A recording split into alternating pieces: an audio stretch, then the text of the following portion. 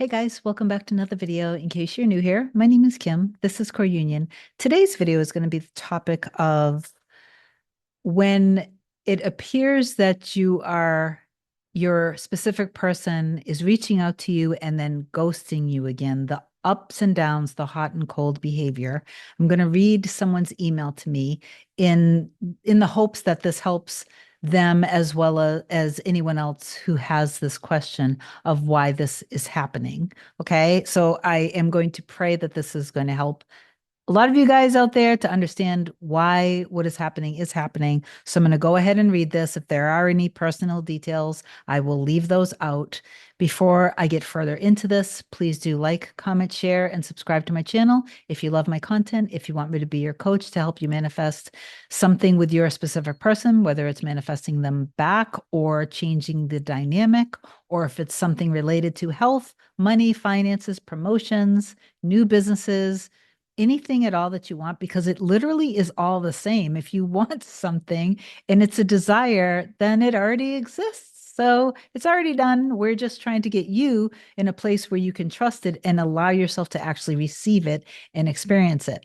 But you just email me a short description to kim@coreunion.com. Then you go to my website, coreunion.com, and you can do either a single session or a package. Then my scheduling assistant will get back to you. I am on barely any sleep. I think I've been up since about 3:30 this morning for no apparent reason. So just bear with me, but I'm going to go ahead and read this.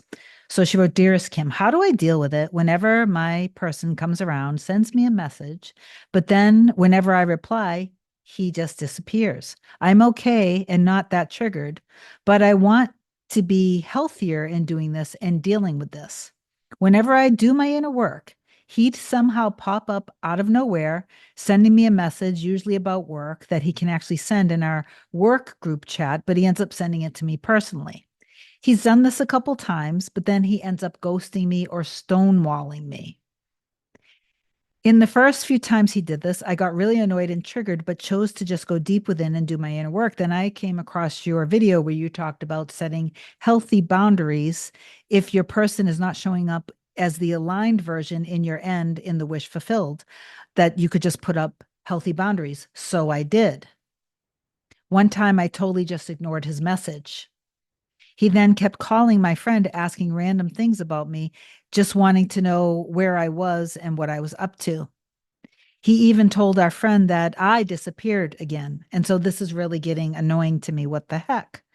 So she said, basically saying to him, so you can just text me and ghost me whenever you want. But the moment I do the same, I'm the one who disappeared.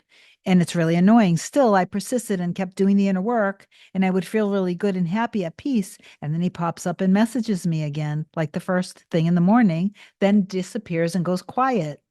When I do my inner work, I keep thinking, this is my old story. This is benign. This is past. But then it keeps coming up again, and I steer clear of my thoughts, thinking this isn't working. And this is him just trying to manage moving on from me, though he still feels deeply about me. Please help me navigate this. So, the first thing I want to say is number one, to stop assigning the meaning that he is stonewalling you and that you're being ghosted and that he's going cold again. Because all it is that you are expecting that to happen because you have now, this is an experience that you're afraid every time he does reach out to you that he's going to do it again. So you want to maintain in your imagination ongoing healthy communication, how you want it to be with him, instead of doing inner work and then when the 3D stuff happens, really believing in this. The hot and cold ups and downs happen simply because we're not actually living from the end. In the email, when you pointed out that you assign meaning that he just loves you so deeply and this is his way of coping, you want to focus on the version of him that is committed to you in the relationship, not a version of him that loves you deeply, but is afraid of his feelings for you. And this is how he's coping. That's not your end. That is affirming in a separation phase. Okay. So that's the other thing. And then the other thing is setting healthy boundaries. ignoring somebody's message isn't setting healthy boundaries. Ignoring somebody's message is ignoring somebody's message. And it can come more so from ego, like, oh, yeah, if you're going to do this to me, I'm going to do this to you too. That is not the energy of being in a healthy relationship. But this entire question, and I'm going to help you with this video, is just that you are not actually when you're doing your inner work, you want to be doing your inner work from being in the relationship, and then you maintain that throughout the day. So that means that throughout the day, when you do think about him, you're thinking about him from having woken up and having had a wonderful morning with him, that you guys have been texting each other throughout the day in a healthy way because you're working and they're working, that you guys can't wait to get home and spend time with each other. If you're just dating, you can't wait to see each other again because you guys love being near each other, being close to each other brings the two of you guys to this whole other level of something you've never experienced before. Do you see the difference? So that's what you need to do. And that will stop the hot and cold, because the only reason the hot and cold is happening is because this is technically middling. The idea of healthy boundaries is more like he is saying things or doing things that aren't in alignment with a healthy relationship, trying to maintain a friendship with somebody, but you really want to be with them. So you're acting like the friend, or maybe it's friends with benefits, for example. A healthy boundary would be, and you do this with confidence, so you don't do this unless you are really in your confidence and in your power, but would be, that you trust in your end. You could say, I really love you and I want to be with you and I want to be in a relationship, but the way it is right now, it's it's not actually healthy for me. So I'm going to have to step back. I'm not saying this to get you to chase me or to play games with you. I'll be here because I really care about you very deeply, and I want a better relationship, but the way it is, it's just not healthy for me.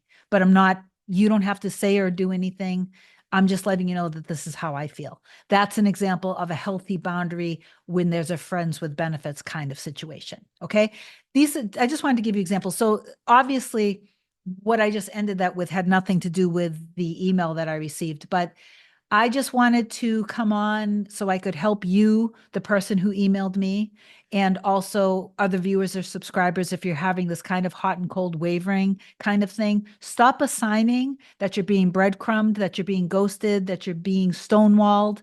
Stop putting this and projecting the story onto your person, and instead trust in them.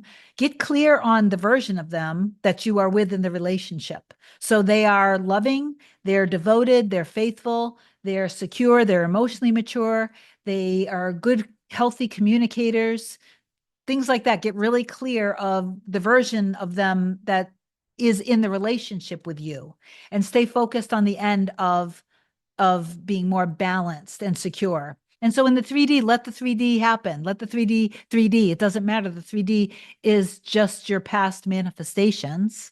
But if you could keep assigning now while you're doing your inner work from the middle and not from the end of being in the relationship, this is what causes hot and cold. Okay. Because you're actually not seeing him or him or her as being committed to you, the partner, the girlfriend, the boyfriend, the wife, the spouse, the husband, whatever. Okay.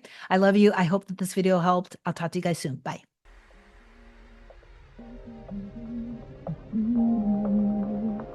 Nothing can come, nothing can come, nothing can come between us.